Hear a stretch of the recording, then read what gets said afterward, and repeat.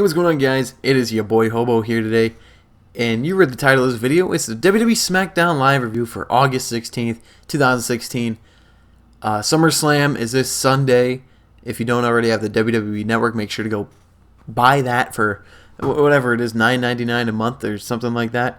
And you can get TakeOver on Saturday. You can get SummerSlam on Sunday. You get Talking Smack on Tuesday, right after SmackDown Live. And there's going to be a lot to talk about coming up in the next week.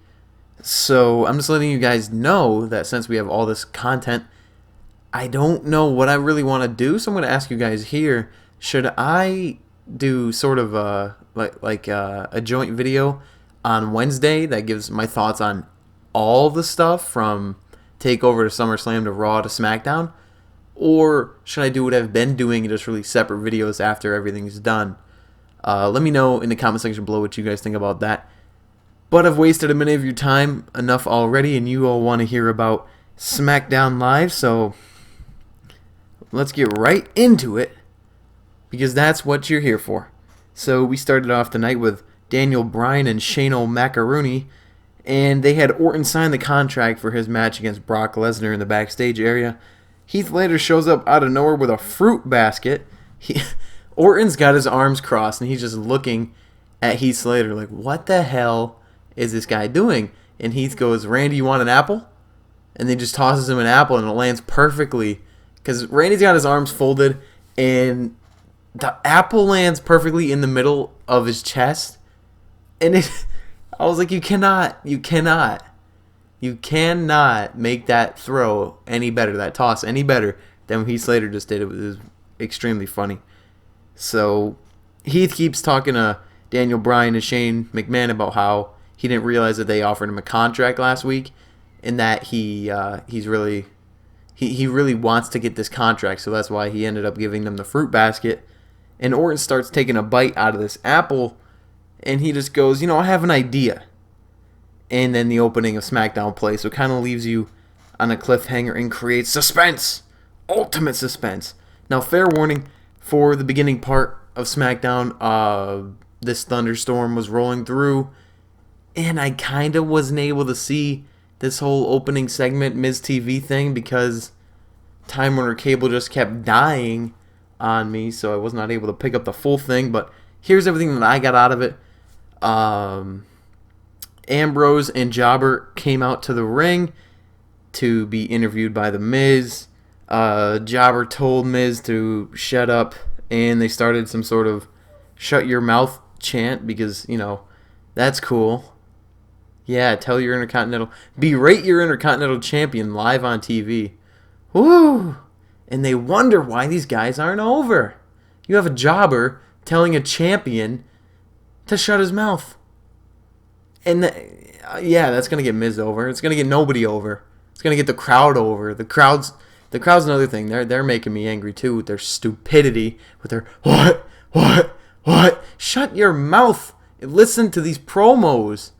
The people can't get invested into wrestlers, not because they can't connect or because they're not being booked properly. It's because they keep saying, what? And they never let anybody finish a damn sentence, and they're too busy chanting, Michael Cole, JBL.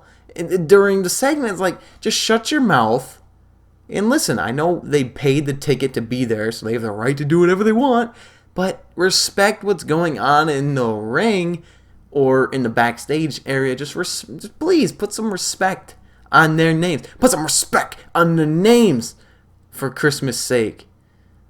God, Stone Cold has ruined wrestling with that what chant. I like the what chant in certain situations if you're trying to annoy a heel, but not if it's just during a promo. Like, just shut up.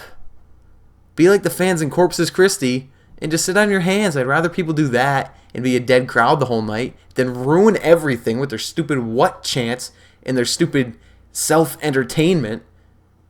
Ugh. I got off on a rant. Let's get back to this.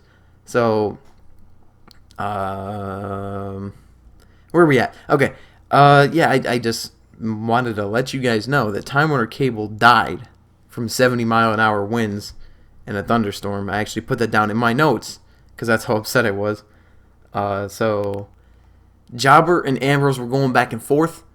And like I said, I couldn't really pick up on a lot of it because of the technical difficulties I was witnessing. But I did get to see a sizable portion of Ambrose's promo. And boy, Dean Ambrose, he's a promo right there. He can really talk. And with the way that he's working this kind of, not really heel shtick, but like anti-hero thing, I really like it. I like Ambrose a lot in his role right now, especially since the guy who's across from him in that ring doesn't even deserve to be there. So yeah, at least somebody's got to get credit in this feud, and it's going to be Dean Ambrose, not Jobber. So Jobber's getting all worked up, and he's yelling, and his voice is cracking, and he's trying to put his emotion into this promo. I can put more emotion into a promo, okay? The IWC gives this guy way too much credit for his promo ability and his in-ring ability. You mix Claudio Castagnoli with Tyler Black, and you get a better version of Jobber. You can mix pretty much anybody on that roster and get a better version of Jobber. But you can't mix Jobber with anybody and get a better version of Jobber. That doesn't make sense, but it does. Just shut up. But so Jobber's getting all worked up, and then he's bending over because, I don't know, maybe Miz was standing right behind him. Actually, Miz was standing right behind him. And I think Jobber's trying to hint towards Miz that he should divorce Maurice and marry him. Not exactly sure why Jobber floats that way, because we just saw him with AJ Lee on TV a few years ago. But hey, I mean, he also had Big E there. So maybe AJ was a cover-up, and his real piece of the pie was Big E, if you know what I'm saying. What am I doing with my life?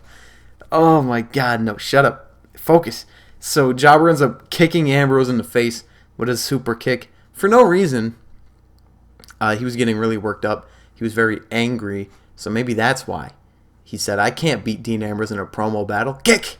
Right to the mouth. Right to the cushy area called his mouth. So then we get Heath Slater versus Randy Orton. And if Heath wins, he's offered a contract to SmackDown Live for later on in the evening. And we come back from commercial break, and they're talking about how there was a Miz TV segment during the commercial break, and Miz yells at Apollo Creed, who he specifically pointed out as Apollo Creed and not Apollo Crews. A very funny way to get heat, because I know that a few people anyway were a little bit upset by the fact that Daniel Bryan flubbed that line, even though it's very simple to flub. I remember I was calling him Apollo Creed before I really even knew who Uhaa Nation was. I mean, I was familiar with Uhaa, but once he came to WWE and he switched his name, I wasn't really familiar with the whole Apollo Crews thing. I couldn't even spell Crews right. Thought it was like C-R-U-Z. Thought it was Crews. Like, that's how out of touch I am. I'm a 71-year-old out of touch gentleman who runs a billion-dollar company. Did I make that joke already? I think I made that joke already, but, you know, whatever. Whatever. So, yeah, they aired that segment. Good segment. Apollo Crews, he's really starting to... I think he's getting more comfortable on the main roster, and that's good, especially if he ends up taking the title off Miz, which he really doesn't need to do because he's not ready yet. But if he does, then they got to do some serious work quick in order to make Apollo Crews more well-rounded in the eyes of the fans. And I really like Apollo Crews. He's got a lot of athleticism, and he's got a lot of charisma. He's got the size, the look. Dude is going to be a world champion since they have two belts now. He's going to be a world champion. I hope so, anyway. And then we get a 12-man tag team match. American Alpha, the Usos, and the Hype Bros versus the Vaudevillains, the Ascension, and Febreze. Didn't really care too much for this 12-man tag team match. But, see, that's just what you get. You get a lot of spots. Everybody had their own individual spot in the match. There were some dive spots. I still don't get why people do dives. One of these days, somebody's going to break their neck. And then it's really going to be a bad thing. And people are going to be looking at everybody else like, oh, I don't understand. These guys are professionals. How'd they break their neck off such a simple thing? Well, you're landing head first every time you do this. Just look at Sasha Banks and look at Lita. Those two ladies landed directly on their necks. And one of them ended up breaking their neck. So it's not very intelligent to do dives, that's what I'm saying. But Gable pins Aiden English with Grand Amplitude, which is still one of my favorite tag team moves in all of this company. Grand Amplitude, pretty radical, if you ask me. JBL's talking about Eva Marie and accidentally calls her Eva Marie. Well, I Eva Marie with that statement. I don't even know. Don't know. But Naomi returned. There we go. That's what I wanted to say.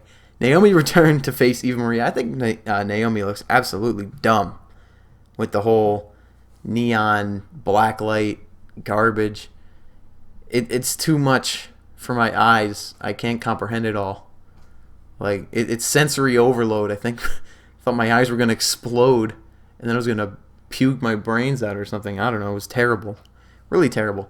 But Eva's about to come out and then her amazing voice over guy just goes, and Eva Marie has been delayed due to traffic.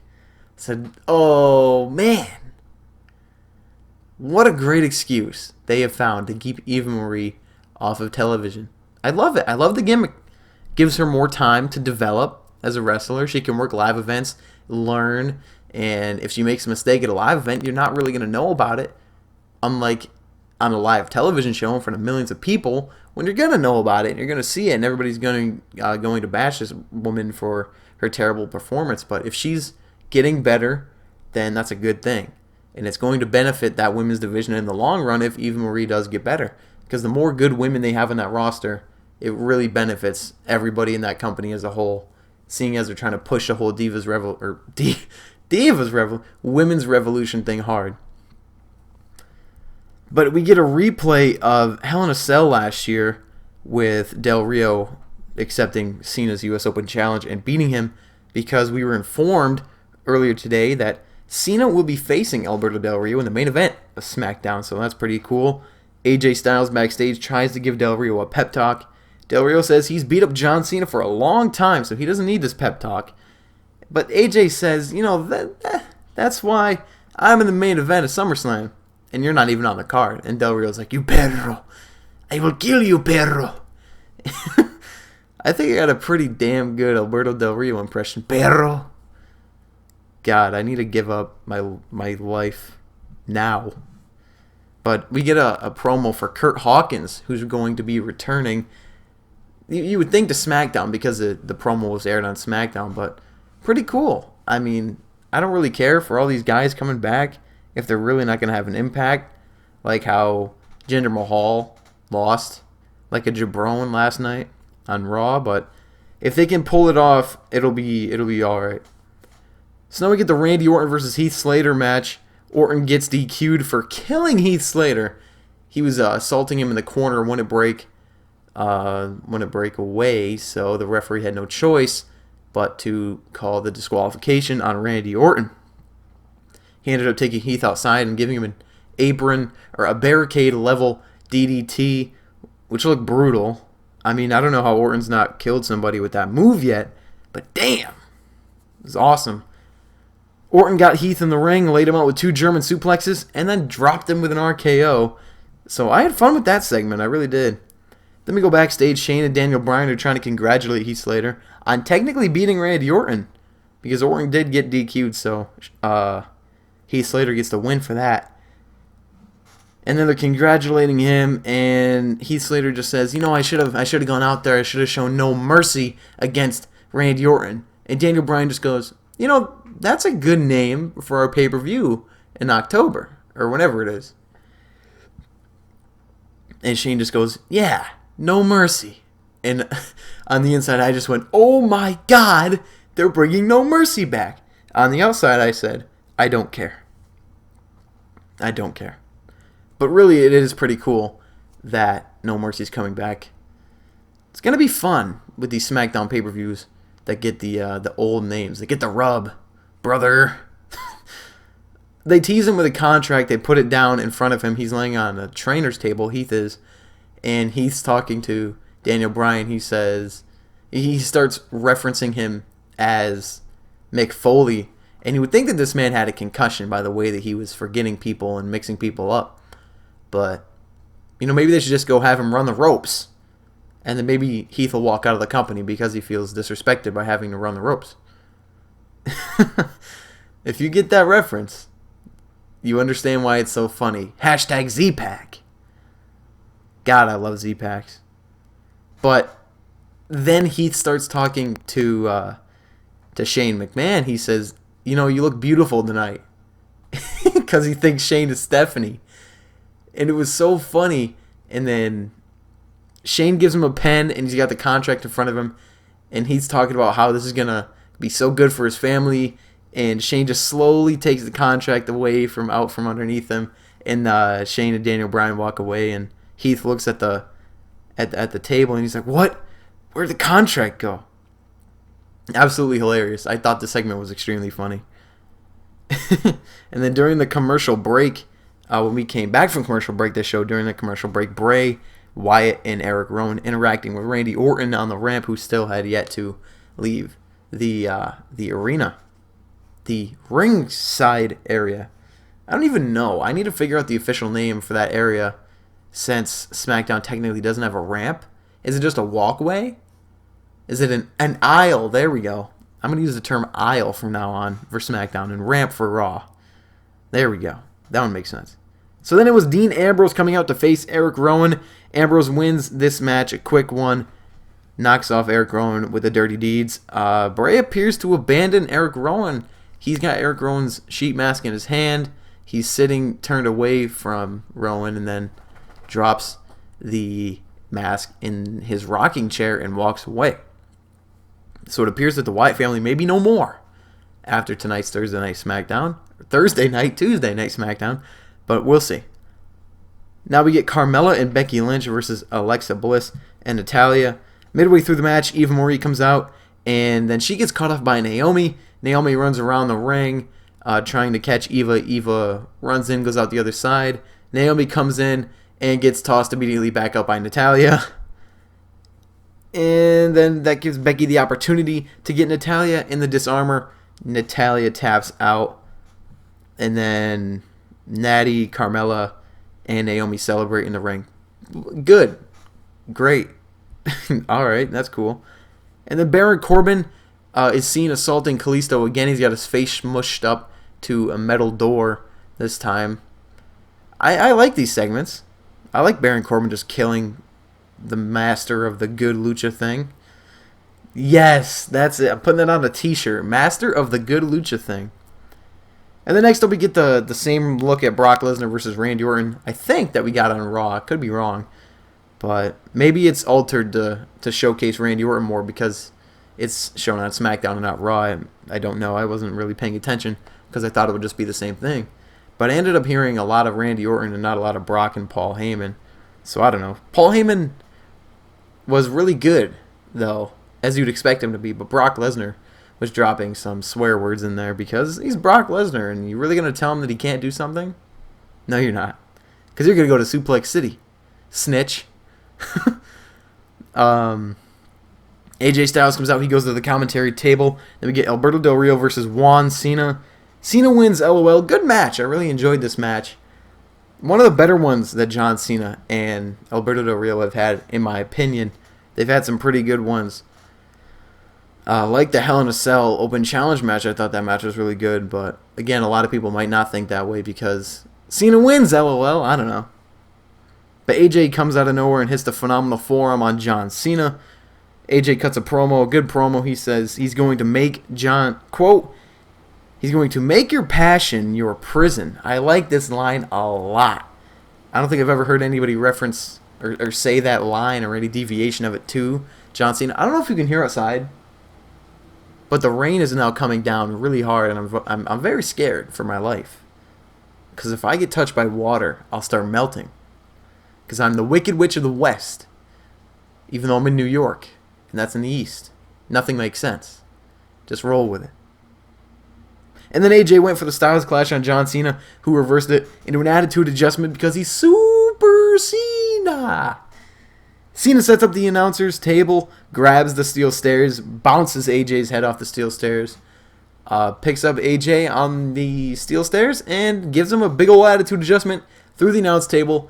And that was your SmackDown Live.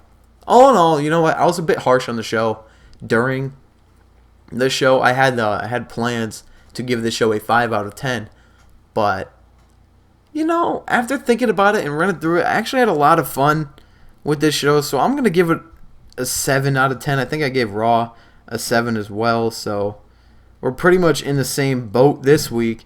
Doesn't look like anybody has picked up that W this week. We're deadlocked, unlike the past few weeks where Raw has clearly come out ahead. But you know, I'm really enjoying the brand split so far.